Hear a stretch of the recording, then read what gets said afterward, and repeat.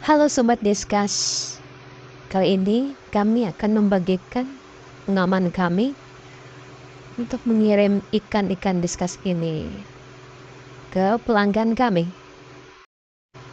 Jaraknya sih tidak jauh, hanya 1,5 jam dari farm kami. Oke, langsung kita simak. Yang pertama, kita siapkan plastik PE yang cukup tebal. Di sini kami menggunakan 2 plastik agar aman ketika terjadi kebocoran.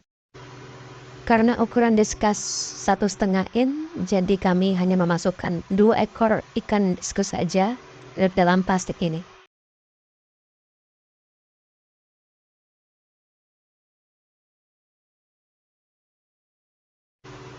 Lalu kita siapkan air ke dalam plastik. Air yang kami gunakan untuk pengiriman adalah air yang berasal dari akuarium ikan diskus itu sendiri. Masukkan air kira-kira setinggi badan ikan diskus itu. Semua alasan tadi untuk meminimalisir ikan diskus agar tidak gampang stres. Kita siapkan bak penampung ikan. Hal ini untuk memudahkan kami agar bisa mensortir ikan yang akan hendak dikirim.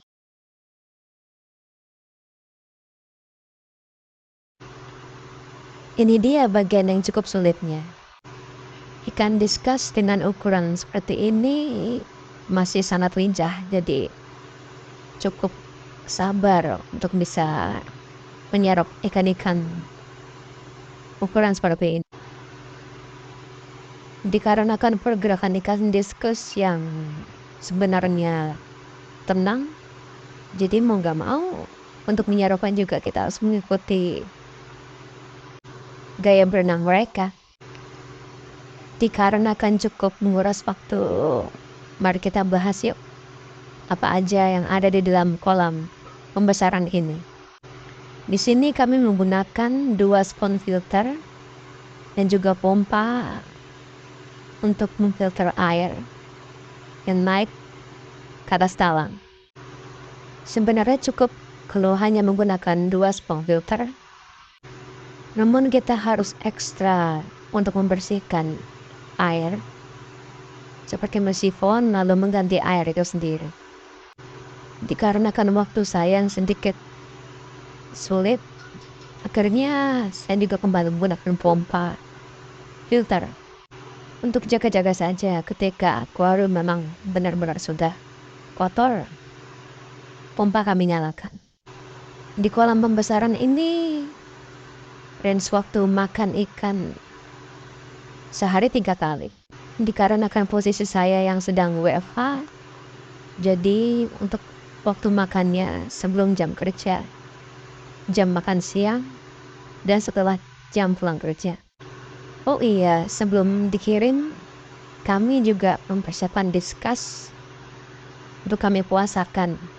Biasanya sih jika pengiriman dekat, 1 harinya cukup untuk dipuasakan. Ikan diskus yang kami sudah lepas ialah ikan yang sudah kami berikan minimal 2 alternatif makanan, yaitu burger dan cacing beku.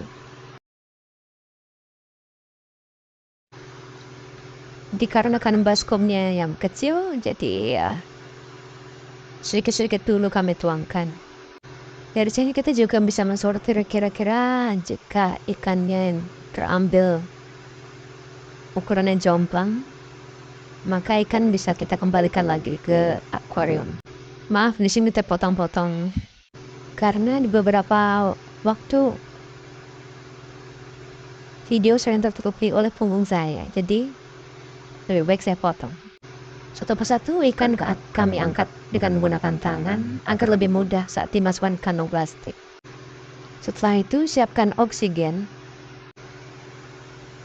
Kita buang dulu angin yang berada di dalam kantong agar yang masuk ke dalam kantong ialah oksigen itu sendiri. Kemudian isi kantong ikan ini dengan oksigen. Jepit kuat agar oksigen tidak langsung keluar dengan cepat. Setelah itu segera cabut selang dan langsung kita putar agar oksigen tidak cepat keluar. Pastikan plastik diputar sampai kencang agar oksigen tidak keluar kembali.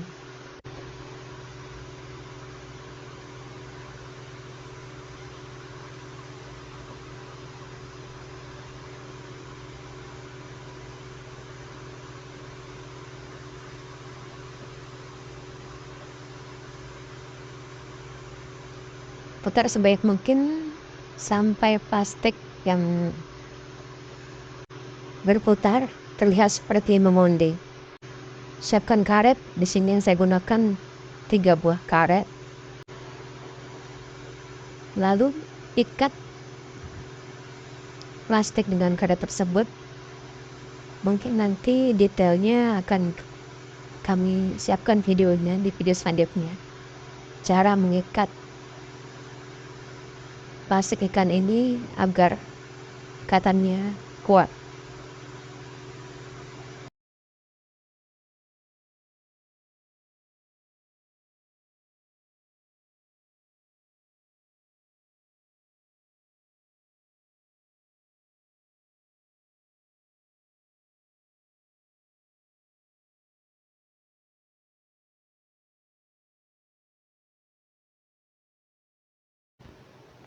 Pastikan ikatan karet mengunci dengan baik agar tidak mudah terlepas pada saat pengiriman.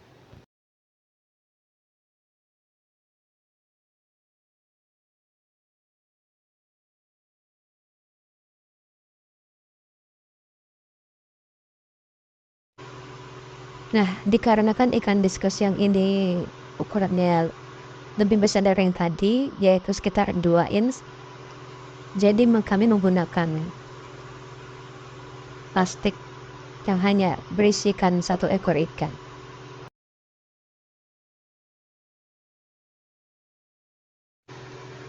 Nah, untuk ikan yang satu ini jenisnya masih belum bisa diketahui,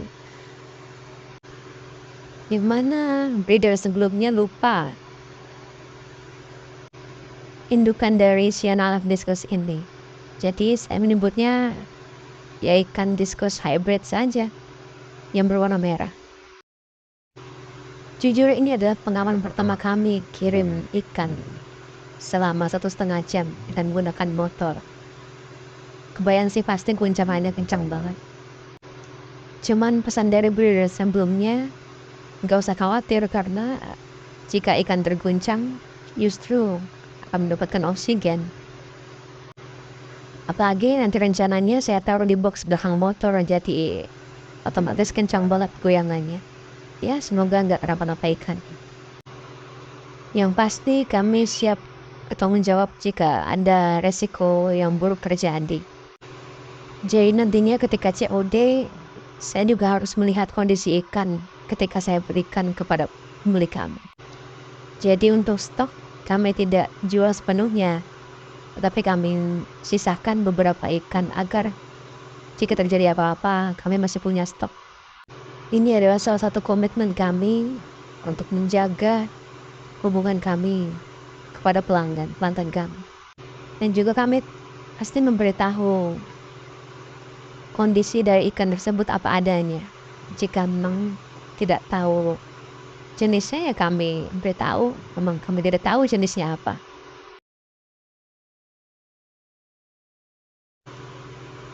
Ini dia contoh packingannya. Nah, itu ada plastik 1 kosong sebagai cadangan. Dan pastinya untuk mengganjal si plastik-plastik tersebut agar tidak guncangannya tidak terlalu keras. Sorry, mungkin bukan guncangan terlalu keras, tetapi agar bungkusan ikan ini tidak lari kemana-mana sehingga posisinya tetap berdiri seperti kita mau. Sekat kertas putih di situ kami gunakan agar ikan juga tidak stres, dan sebisa mungkin packingan juga kami buat secerah mungkin agar ikan juga tidak mudah stres. Ini dia label Ludiscus yang kami sertakan di dalam packaging kami. Dan ini dia kondisinya, kami letakkan di dalam box motor. Ya, semoga ikannya sehat sampai di tangan pembelinya. Dan semoga ikannya juga sehat-sehat seperti yang diharapkan pembeli. Oke, sampai jumpa kembali Sobat Discuss.